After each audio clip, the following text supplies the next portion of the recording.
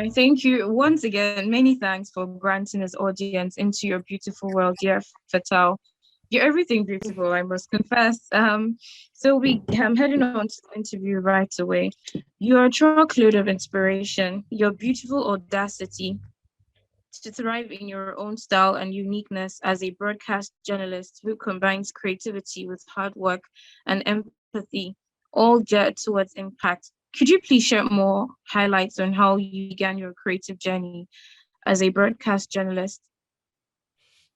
Thank you so much. I am so honored to be here. I must say, when I saw the email, I was like, okay, how? Like, but of course, I've gotten used to the fact that it is a global world and we are in such a global village and people basically will see our work on social media, which really means that social media is doing its thing. So thank you so much. I am so honored to be here. I value this opportunity a lot.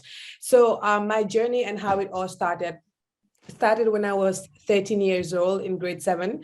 And of course, I started as a child right activist, going to the radio station and talking about child right and talking about young people issues affecting us, burning issues, societal issues. This was how it all started. This was how my exposure to media all began. And during that process, I realized that I found myself a talent, and it was in reading and speaking. And that was how my whole love for writing came about. Thereafter, I realized that I fell in love with the mic. I fell in love with being on air, speaking, and people were telling me that my voice was lovely. So it was also different from what they said. And I told myself, okay, maybe this is something worth looking into.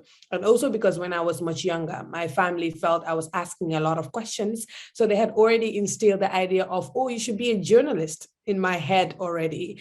So when I grew up and it was time to enter to university, it meant that I have to look at myself inward and tap into my potential and decide to pursue a career I feel I could be successful at. For me, it was pretty much easy to go into journalism because already I have carved a niche for myself in the media as an activist that uses the media to disseminate information. So this was how it all started. And it started through an internship at the state broadcaster, GRTS.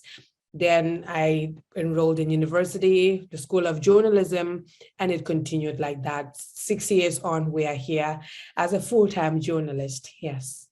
I don't know how you select the people for an interview because somehow I could actually relate to everyone some way because it's the same thing for me starting radio in school, and after school I did radio, and then I'm doing business and all, but that's by the side anyways.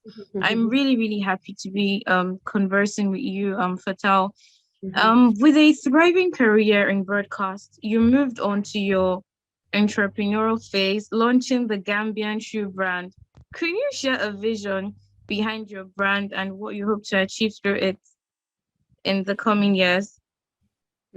So as I thrived in my career, I sat and realized that I just didn't want to box myself into just one thing. Yes, I've been able to carve a niche for myself, and this is what people know me for.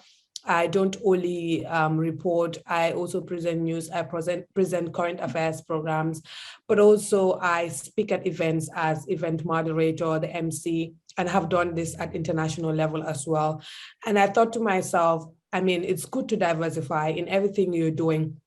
It's good to look into ways that you can also do something that is still relevant, yes, but at least that would be profitable in a way for yourself as a person.